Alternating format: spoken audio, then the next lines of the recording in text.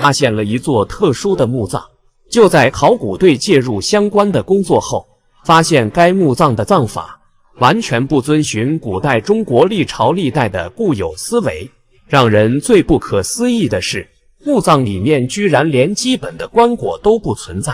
而在後續的考古過程中，考古隊發現這座墓葬的墓主人居然是外國人，並且發現了其存在千年的秘密。事情要從陝西韓城盤樂村說起。韓城位於關中的東北部，也是名人司馬遷的故鄉。而在這種文化氛圍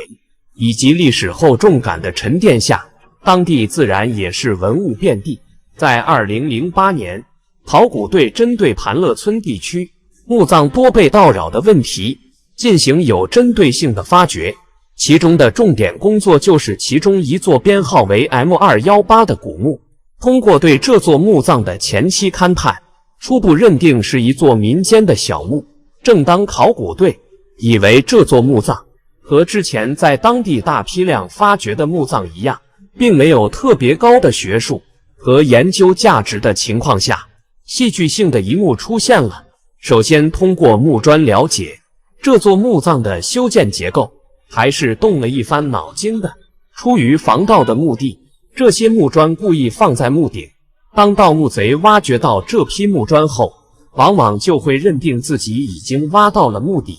誤判這是一座空墓，於是就此作罷。相較於流沙墓等工程量宏大的墓葬，顯然一般的死者並不可能有着這等財力，於是這種以假亂真的防盜設計還是比較切合剛需的。但是就在考古人員打開 M218 墓葬後，其葬制讓考古隊大吃一驚。只見眼前的墓穴裡面只有一隻小小的床榻，上面排列着2具屍骸，除了沒有棺木之外，也沒有特別貴重，比如金銀玉器等隨葬物品。相較於隨葬品的簡陋，對比之下存在相當大反差感的是，在墓穴的四周牆壁上卻繪製了一場精美的壁畫，並且保存情況十分完整。那麼存在精美壁畫的墓葬，之前只有比如永泰公主等唐朝王公貴族才有發現，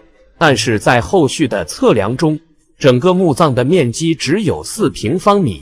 實在說不上豪華。在進一步的調查中，考古隊還發現屍體的下面有着青磚壘起的踏座，並且在踏座上面還雕刻着一場精美的牡丹圖案，在上面還用圍欄把屍骨給包圍起來。除了踏座保存完好之外，上面的墓主人屍骨以及衣物都已經腐爛的模糊不清。但是讓人奇怪的是，墓主人殘留的頭髮顏色居然呈現棕紅色。結果研究，2位墓主人為一男一女，應該是一座夫妻合葬墓。正當考古隊找尋一遍之後，一時三刻沒有找到墓志銘。按照古人視死如生的概念，無論墓主人生前身份和財富如何，在下葬時候多多少少會在墓葬裡面擺放一點隨葬物品。而根據現場存在的情況來看，考古隊有人提出，這座墓葬根本不是漢人的墓葬，而是一座祆教徒的墓葬。祆教又叫索羅亞斯德教，起源於波斯，並且在中東有着極高的影響力。在南北朝時期，祆教傳入中國，並且在陝西地區有着極大的影響力。在之前位於西安地區發掘的祆教徒墓葬中，同樣存在石榻和沒有隨葬物品的情況，和這座 M218 墓葬有着很多的相似點。那麼 M218 的墓葬墓主人是不是也是祆教徒？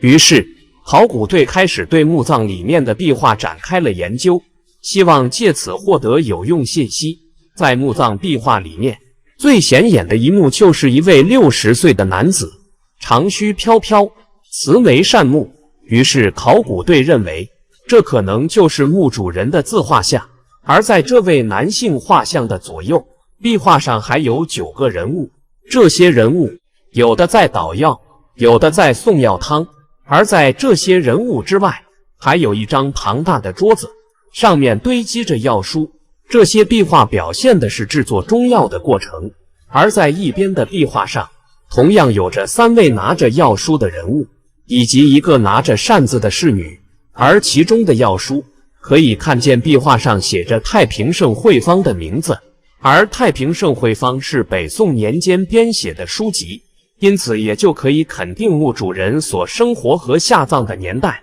一定是晚于北宋的。由于這本書是宋代最具代表性的醫書，並且壁畫上還畫着大黃、白朮和朱砂等藥材，於是考古隊推斷墓主人生前是不是體弱多病，因此在去世之後，把生前服用藥物的生活情景也帶入了墓中。在確定了這個推測後，考古隊果然在2具屍骨的胯骨附近發現了一些白色的晶狀物體。那麼這些結晶物是不是墓主人在大量服用丹藥，在去世之後遺留在墓室裡面的，並且在墓葬裡面也存在有關於朱砂的描繪。但是根據壁畫來看，如果單單是為了煉丹祈求長生不老，則沒必要把煉丹的過程描繪得這麼詳細。因此考古隊又推測墓主人可能在生前是一位醫師，壁畫所展現的內容可能就是其行醫的過程。不過根據壁畫之中最主要的男性畫像來看，可以看到的是，這位墓主人的可能畫像在外貌上完完全全是漢人的外在形象，並沒有中亞地區的高鼻梁等外貌特徵。但是如果不是先教土地，為什麼在去世之後又用上了如此讓人感到不可思議的葬俗？可能墓主人的先祖由中亞遷來中原，到墓主人一輩後成為了中原的醫生。雖然已經基本漢化，但是在去世後，這對夫妻還是選擇了祖祖輩輩的風俗習慣，讓自己長眠於地下。